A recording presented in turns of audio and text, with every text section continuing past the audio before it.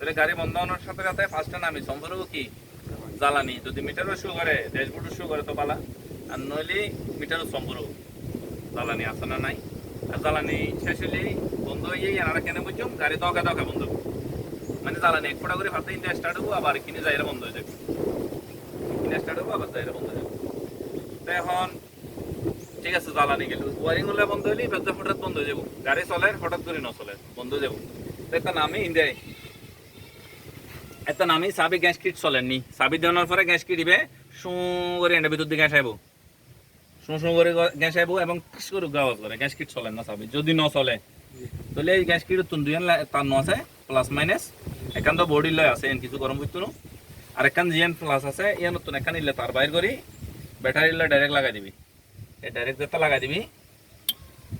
তো না টাস করে গাওয়াজ নই। এবার দেখ গ্যাস কিট যদি আওয়াজ না করে ন চলে, তাহলে ডাইরেক্ট লাইন দিয়ে ব্যাটারি তুমি চালাই দিবি,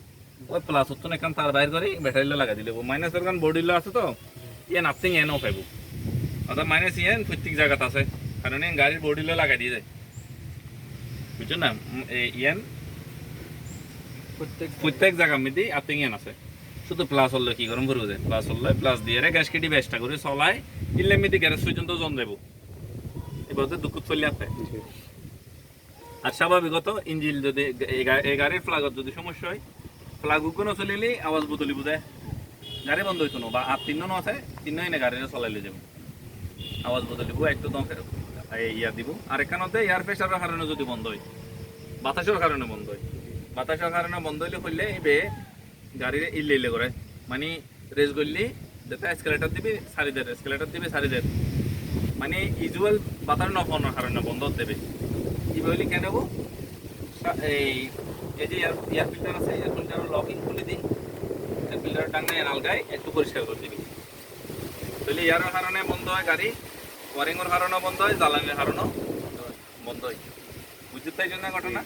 তাহলে এই রাতে প্রাথমিক সরানোর জিনিস বেশিরভাগ গ্যাস কিটের কারণে বন্ধ হয়, গ্যাস কিট ন চলে এলে ওয়ারিংয়ের সমস্যা হলে